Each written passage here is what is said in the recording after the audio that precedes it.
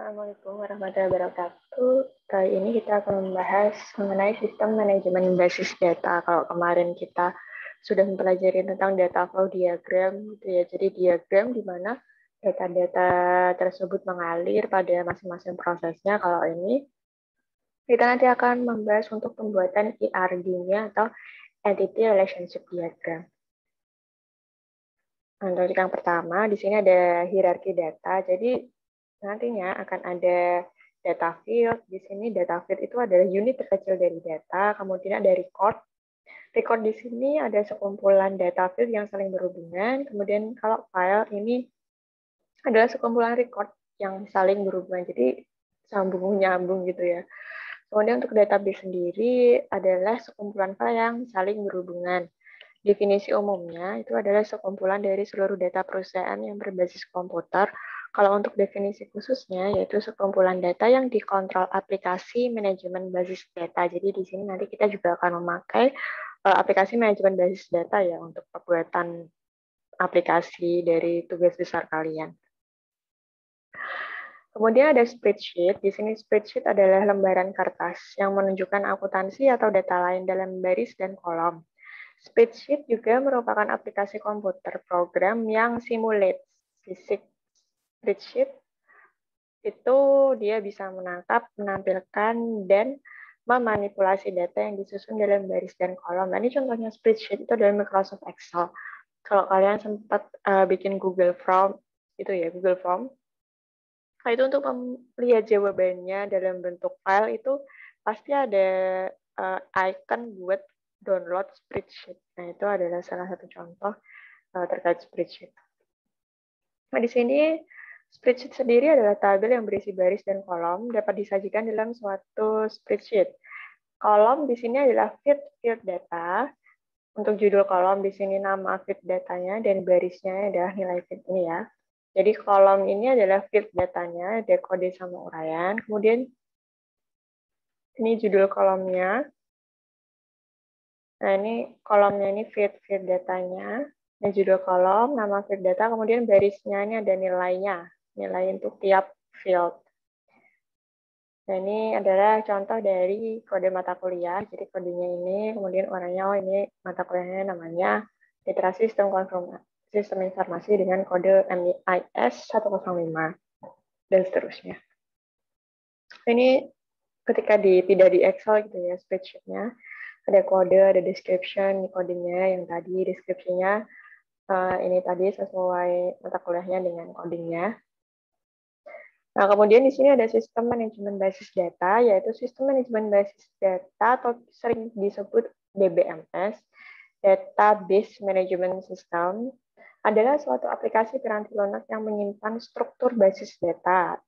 Data itu sendiri, hubungan di antara data di dalam basis data dan nama-nama formulir, jenis-jenis data, angka di belakang desimal, jumlah karakter, nilai-nilai default, dan seluruh uraian field lainnya. Jadi itu nanti disimpan di dalam suatu DBMS atau sistem manajemen basis data.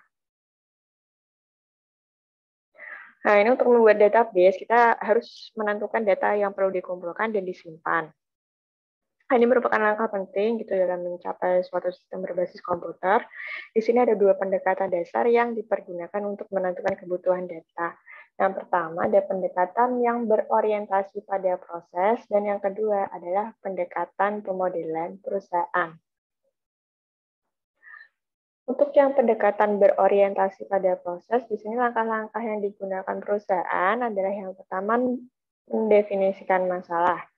Ya, jadi masalahnya apa? Kayak kemarin ya untuk tahapan pembuatan sistem informasi, jadi terus tahu masalahnya apa. Kemudian yang kedua adalah keputusan dibutuhkan untuk memecahkan masalah yang sudah teridentifikasi dan menjabarkan informasi.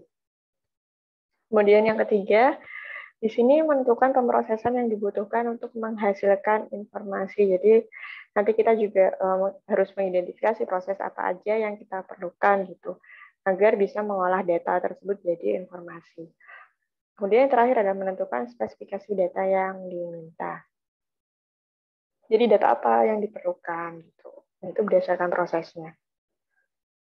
Kemudian yang kedua adalah pendekatan pemodelan perusahaan. Jadi di sini kekuatan pendekatan pemodelan perusahaan adalah bahwa ia mengambil keuntungan dari sudut pandang sumber daya data perusahaan yang luas. Jika perusahaan melakukan pemodelan data perusahaan, deskripsi dari seluruh data disebut model data perusahaan, enterprise data model. Proses dari atas ke bawah ini dimulai selama perencanaan strategis untuk sumber daya informasi. Nah, jadi pendekatan pemodelan perusahaan itu kayak keseluruhan gitu ya. Jadi proses dari awal atau dari atas. Kan kemarin kita udah mempelajari ya dari masing-masing layernya. Yang pertama, yang paling puncak itu ada strategik. Kemudian yang kedua itu yang di manajemennya. Kemudian yang paling bawah itu kan yang teknikalnya. Nah, ini dia dibuatnya itu dari atas ke bawah, dari puncak ke bawah. Nah, kemudian kita masuk ke Entity Relationship Diagram atau ERD. ERD sendiri adalah grafik yang merepresentasikan data di dalam entitas-entitas dan hubungan-hubungan antara entitas. Nah, nanti kita cek entitas itu apa sih, kemudian hubungannya bagaimana. Nah, untuk komponen ERD, di sini ada entitas. Entitas itu adalah suatu objek yang dapat dibedakan dari lainnya, yang dapat diwujudkan dalam basis data. Pengertian lainnya menurut Bedi dan Lonam 2010, entitas adalah objek yang menarik di bidang organisasi yang dimodelkan. Contoh, ini ada mahasiswa, kemudian kartu anggota perpustakaan atau KAP dan buku. Jadi biasanya entitas itu kayak suatu objek gitu loh, mengarah pada tempat bisa aja kayak berupa fisiknya. Nah, ini kan dia objeknya kan ada mahasiswa, kemudian buku. Nah, entitas itu biasanya seperti itu. Kemudian ada hubungan atau relasi. Di sini hubungan antara dua jenis entitas dan direpresentasikan sebagai garis lurus yang menghubungkan dua entitas. Contoh, di sini mahasiswa mendaftar sebagai anggota perpustakaan, KAP. Relasinya adalah mendaftar. Jadi nanti kita sambil belajar untuk sebelum-sebelumnya IRD juga. Jadi di sini biasanya entitas itu digambarkan dengan persegi panjang, kemudian entitas, ada dua entitas ini ya. Yang entitas pertama adalah mahasiswa, entitas kedua adalah anggota perpustakaan KAP, dan relasi itu digambarkan dengan diamond. Diamond itu kayak belah ketupat gitu. Nah, itu adalah relasinya. Jadi di sini kan relasinya adalah mendaftar. Nah, itu tengah-tengahnya di diamondnya itu dia merupakan relasinya dan kita bisa menulisnya dengan mendaftar. Nah, nanti kita lihat atau kita cek untuk pembuatan simbol-simbolnya itu. Kemudian ada atribut. Di sini atribut memberikan informasi lebih rinci tentang entitas. Atribut memiliki struktur internal berupa tipe data. Biasanya di dalam mahasiswa itu kan kita punya datanya kan. Ada NIM, nama, terus misal alamat, kemudian misal program studi gitu. Nah, itu adalah merupakan atribut dari entitas. Jadi masing-masing entitas. Jadi isinya si entitas itu apa aja sih? Nah, itu adalah atributnya. Dan biasanya di situ ada tipe datanya. Jadi kalau kalian masih ingat dulu pemrograman komputer, dari tipe-tipe data yang ada, jadi itu biasanya langsung disebutkan gitu tipe datanya. Misal kalau NIM itu tipe datanya apa? Kalau misalnya NIM kalian berupa angka-angka, biasanya langsung number gitu ya. Nah, kalau NIM kalian kombinasi antara data dan huruf, berarti biasanya dia string gitu. Jadi meskipun ada angkanya itu tetap campuran ada hurufnya kan. Terus kalau nama itu kan jarang ya, bahkan mungkin 1:10.000 kalau ada nama terus sama ada angkanya gitu. Itu bisa pakai string atau yang lainnya. Biasanya kalau huruf sih string cukup. Kemudian alamat itu campuran gitu ya. Biasanya yang itu pakai apa seharusnya tipe datanya kalau kalian masih ingat. Nah, ini adalah simbol-simbol dari komponen ERD. Yang pertama adalah entitas. Ini digambarkan dengan persegi panjang, yaitu mahasiswa. Nah, ini relasi yang tadi saya bilang, bentuknya adalah diamond. Nah, ini mengambil. Kemudian atributnya di sini digambarkan dengan oval. Nah, oval ini tadi ya contohnya ada NIM, nama, kalau atribut. Nah, ini adalah garis-garis yang menghubungkan dari komponen ERD. Kalau di DFD itu ada panahnya, kalau di ERD itu tidak ada panahnya. Jadi benar-benar murni garis. Jadi kayak hubungannya itu mereka bisa bolak-balik tuh kalau yang ERD. Ini beberapa jenis-jenis relasi gitu. Derajat relasi menunjukkan banyaknya himpunan entitas yang saling berrelasi. Yang pertama ini ada unary degree atau derajat 1, melibatkan sebuah entitas yang berrelasi dengan dirinya sendiri. Ini nanti ada contohnya ya. Kemudian binary degree derajat 2, himpunan relasi melibatkan dua himpunan entitas. Secara umum himpunan relasi dalam sistem basis data adalah binary. Jadi dia ada dua entitas yang saling berhubungan gitu ya. Tadi contohnya yang di awal mahasiswa sama KAP tadi ya. Kemudian ada ternary degree atau derajat 3, jadi himpunan relasi memungkinkan untuk melibatkan lebih dari dua himpunan entitas. Nah, ini bisa aja dari tiga entitas misalnya itu saling berhubungan, itu juga bisa. Nah, ini ada unary degree, jadi pegawai lapor. Nah, tapi jarang ya untuk sistem informasi zaman sekarang gitu. Hanya pakai unary degree. Nah, ini berarti pegawai itu melaporkan nanti berupa report gitu langsung keluarnya. Jadi nggak ada kaitannya dengan entitas lain. Kemudian kalau binary degree, di sini pegawai kerja departemen. Jadi ini adalah relasinya. Jadi relasi antara pegawai dan departemen itu adalah kerja. Jadi pegawai bekerja di departemen tertentu gitu kan. Di departemen ada pegawai yang kerja. Itu salah satu contoh dari relasi yang binary degree. Jadi antar dua entitas. Kemudian ada ternary degree. Jadi ini ada tiga entitas gitu ya. Relasinya cuma satu. Sorry. Jadi semuanya berrelasi. Jadi pegawai mengerjakan proyek itu ya istilahnya. Jadi kalau di relasi itu biasanya lebih kepada kata kerja. Nah, kalau yang di masing-masing entitas, ini kan karena objek tadi ya. Jadi dia biasanya kata benda, bukan kata kerja. Ini kan pegawai, kota, proyek itu kan kata benda. Nah, ini pegawai kerja di kota tertentu, misalnya kota mana dia. Kemudian pegawai kerja di proyek. Nah, biasanya ini kan berkaitan, misal pegawai kerja di proyek A gitu. Lah, proyek A itu biasanya di mana kota dia mengerjakannya. Itu hubungan antara relasinya. Jadi, oh nanti berarti pegawai ini ditempatkan di kota ini karena dia mengerjakan proyek A. Nah, itu misalnya seperti itu. Kemudian jenis-jenis atribut, di sini ada atribut K. Nah, K di sini adalah satu atau gabungan dari beberapa atribut yang dapat membedakan semua baris data, row atau record dalam tabel secara unik. Dikatakan unik jika pada atribut yang dijadikan K tidak boleh ada baris data dengan nilai yang sama. Contoh, nomor pokok mahasiswa atau NIM ya. Dan nomor pokok-pokok lainnya. Jadi ini kayak primary key-nya, atribut primary key. Jadi nanti di dalam diagram IRD-nya itu nanti akan ada tandanya mana sih yang jadi primary key. Biasanya sih ditandai dengan bintang ataupun garis underline gitu di kata-katanya.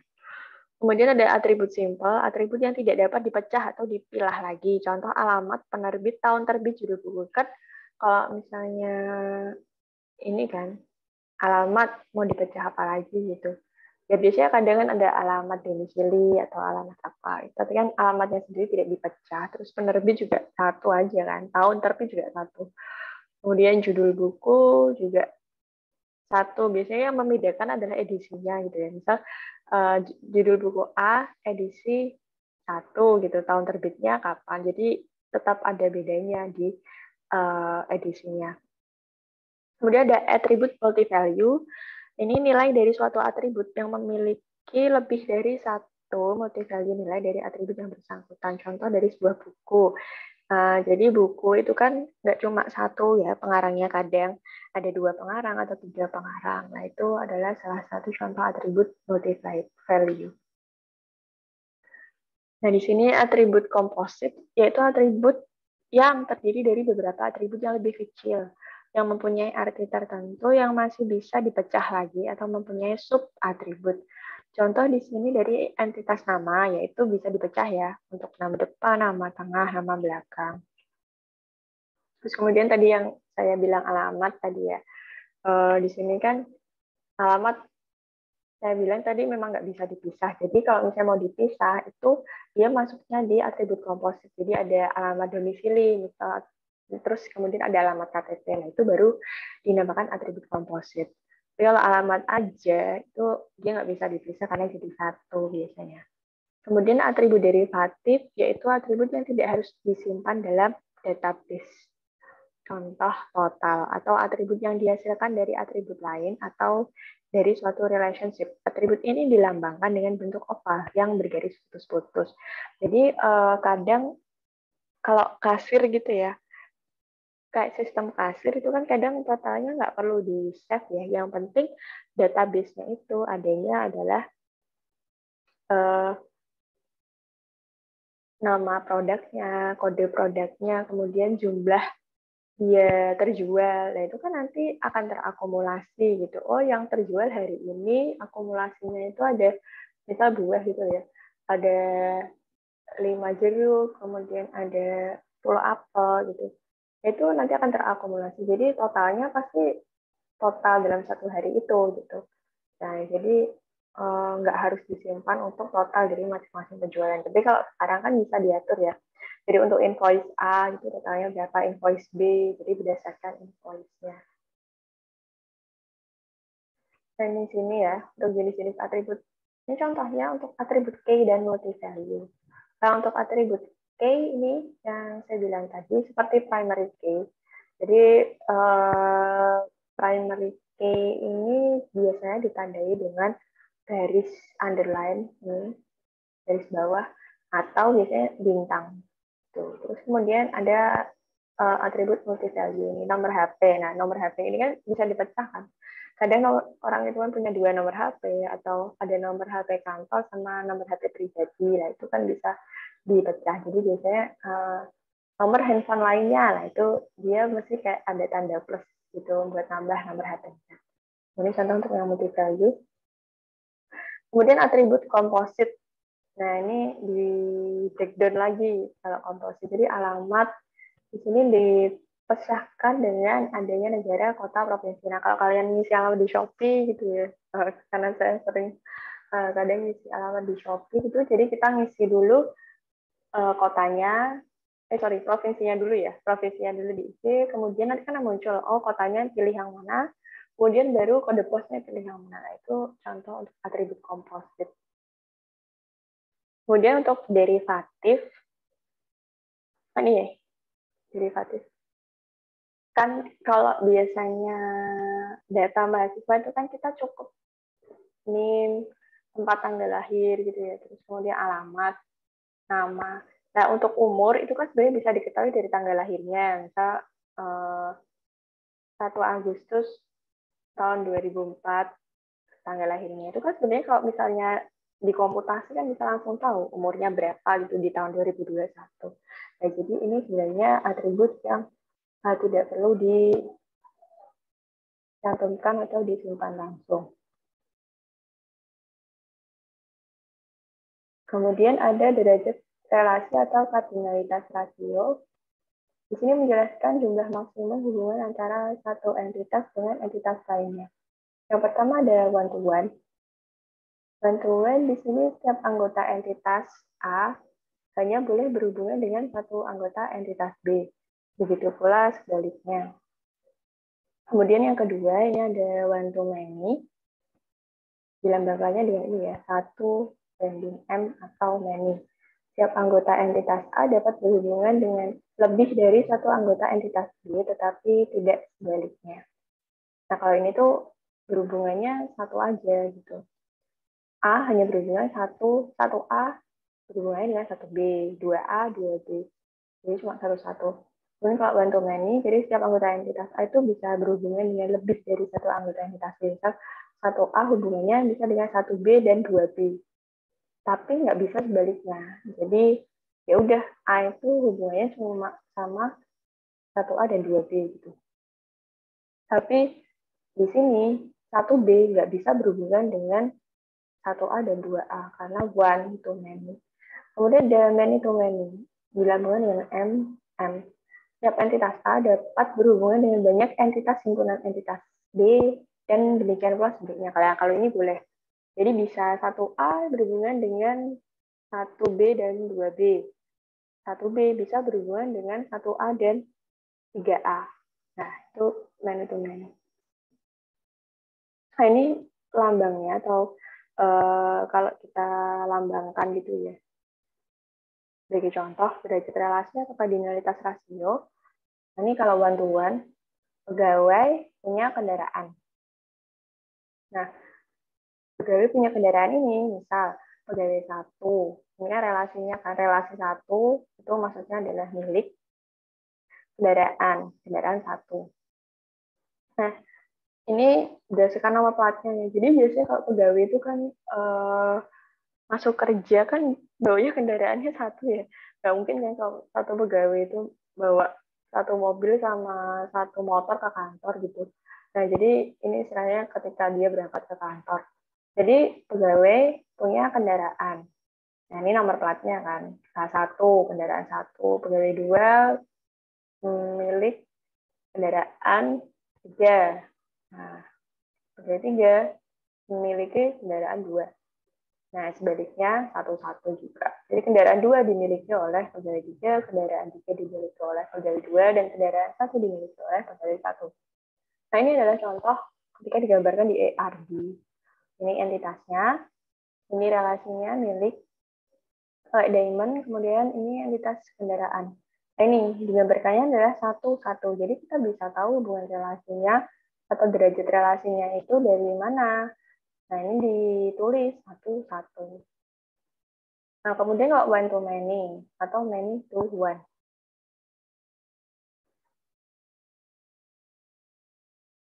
Ini contohnya ada pegawai, kerja, dan departemen. Pegawai, di sini pegawai 1 bekerja di departemen 1. Pegawai 2 relasinya kerja di departemen 1. Pegawai 3 ini bekerjanya di departemen 3. Pegawai 4 ini bekerjanya di departemen 2. Nah, ini kan one to many ya. Jadi yang one itu pegawainya. Ini many to one. Jadi beberapa pegawai itu bisa bekerja di dalam satu departemen. Kan kalau kalian bekerja, misalnya departemen engineering itu kan nggak cuma 1 orang kan. Jadi ada beberapa orang, itu maksudnya seperti itu. Jadi banyak pegawai bekerja di dalam satu departemen. Nah, ini untuk contoh IRD-nya, di sini pegawai itu many, bisa beberapa pegawai bekerja dalam satu departemen. Nah, tapi nggak bisa sebaliknya ya. Jadi nggak mungkin satu pegawai bekerja di beberapa departemen. Kalau project mungkin, tapi kalau departemen pasti di satu departemen. Nah, ini harus ditulis relasinya seperti apa, derajat relasinya. Jadi ini many to one. Kemudian di sini ada derajat relasi atau kardinalitas rasio many to many. Di sini contohnya pegawai bekerja di proyek. Nah, yang baru saya bilang tadi, pegawai 1 bekerja di proyek 1, pegawai 2 bekerja di proyek 1. Pegawai 2 juga bekerja di proyek 3. Pegawai 3 bekerja di proyek 2. Nah, di sini kan pegawai 2 bisa bekerja di 2 proyek. Dan satu proyek bisa dikerjakan beberapa pegawai. Makanya dia derajat relasinya itu adalah many to many. Pegawai many bekerja many proyek. Nah, jadi harus digambarkan, jangan lupa derajat relasinya itu seperti apa. Nah, di sini ada tahapan perancangan ERD. Yang pertama, tahapan perancangan ERD ini adalah identifikasi entitas-entitas apa saja yang akan terlibat. Nah, biasanya kalau di FD kalian udah benar, itu tinggal dicomot aja entitas-entitasnya. Nah, jadi kita tinggal menyesuaikan dari entitas di FD-nya. Kemudian yang kedua adalah tentukan atribut-atributnya beserta key untuk setiap entitas, maksudnya primary key. Nah, ditentukan atribut-atributnya mana yang menjadi primary key kan, yaitu jadi kunci kita untuk membuat relasi antar entitasnya. Kemudian identifikasi relasi di antara entitas-entitas yang terlibat. Tentukan foreign key. Jadi diidentifikasi tadi relasinya apa aja gitu yang bentuk diamond tadi ya. Kemudian tentukan foreign key-nya apa, mana yang bisa jadi data di entitas lain atau atribut lainnya. Jadi bisa dipakai Misal entitas A itu punya atribut 5 gitu ya. Jadi entitas A1 itu atribut A1 itu bisa datanya digunakan di atribut yang entitas satunya lagi. Jadi tamu gitu ya, dia sebagai tamu. Nah, nanti gambarannya bisa terlihat di bagiannya. Kemudian tentukan derajat relasi atau kardinalitas untuk masing-masing himpunan entitas. Tadi ya, derajat relasinya one to one to many, atau many to one, atau many to many mungkin. Melengkapi entitas dengan atribut deskriptif atau non-case. Nah ini, jadi misal tadi mahasiswa ya, mahasiswa kan yang penting punya data NIM-nya itu. Nah, kalau NIM-nya udah dibuat, berarti apalagi nih atribut-atribut yang perlu ditempelkan pada entitas mahasiswa. Mungkin ada nama, alamat, kemudian tempat tanggal lahir, dan sebagainya. Itu untuk melengkapi atributnya. Di sini contoh kasus, pada saat mendaftar menjadi anggota perpustakaan fakultas, dicatatlah nama, nomor mahasiswa, dan alamat mahasiswa. Setelah itu mereka baru bisa meminjam buku di perpustakaan. Buku-buku yang dimiliki perpustakaan banyak sekali jumlahnya. Tiap buku memiliki data nomor buku, judul, pengarang, penerbit, tahun terbit. Satu buku bisa ditulis oleh beberapa pengarang. Tentukan entitas, atribut, dan relasi dari deskripsi di atas dengan menggambarkan IRD-nya. Nah, kita cek untuk entitas. Entitasnya itu mana aja? Mana yang menjadi entitas gitu. Yang pertama kan ada mahasiswa kan. Kemudian karena ini kasusnya adalah meminjam buku, maka kemudian entitas yang kedua adalah buku. Nah, nanti kan buku punya atribut-atribut ini. Jadi ini entitasnya mahasiswa, atribut-atributnya ini. Kemudian buku, ini atributnya juga ada data nomor buku, judul, pengarang, penerbit, dan tahun terbit. Satu buku bisa ditulis oleh beberapa pengarang. Nah, ini adalah contoh untuk derajat relasinya ya. Nah, kita cek IRD-nya. Entitas ada mahasiswa, kemudian ada KAP, ada buku A ya, kartu anggotanya ya. Agak kelupaan tadi. Kemudian atributnya, dari masing-masing ya, masing-masing entitas, ini ada mahasiswa, ada nama, nomor mahasiswa, alamat mahasiswa. Kemudian buku, ini ada nomor buku, judul, pengarang, penerbit, dan tahun terbit. Relasinya, di sini ada daftar dan pinjam. Kan mahasiswa harus mendaftar dulu kan, kalau misalnya belum menjadi anggota perpustakaan, kemudian baru bisa meminjam. Ini contohnya untuk mahasiswa, di sini entitasnya kan. Entitas mahasiswa punya beberapa atribut, di mana nomor mahasiswa menjadi primary key. Ini makanya ada tanda underline-nya. Kemudian mendaftar KAP, kan jadi anggota kan, kartu anggota perpustakaan. Ini oke. Setelah daftar dia akan dapat KAP. KAP di sini yang jadi primary key-nya juga nomor mahasiswa, karena kan untuk mengecek ya bener nggak dia mahasiswa seni gitu. Setelah punya KAP dia baru bisa pinjam. Nah ini buku. Nah kalau satu mahasiswa kan pastinya punya satu KAP dipakai satu mahasiswa, maka derajat relasinya adalah bantuan. Nah, kemudian setelah mendapat KAP ini, satu KAP bisa meminjam beberapa buku. Nah, biasanya meskipun dibatasi kan tetap bisa minjem misal 5 buku gitu ya sekali pinjam. Nah, ini kan tetap bantu many karena lebih dari satu. Jadi satu KAP pinjam beberapa buku, one to many untuk derajat relasinya.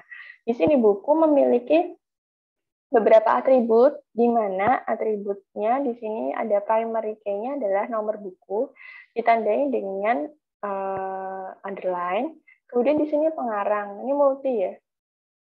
Kan beberapa pengarang menulis satu buku. Ya, ini keterangan tambahan sih. Jadi kadang nggak dicantumkan kalau ini. Tapi karena tadi ada keterangan seperti itu, diberitahu derajat relasinya, satu buku itu biasanya memiliki beberapa pengarang. Ini relasinya adalah beberapa pengarang menulis satu buku.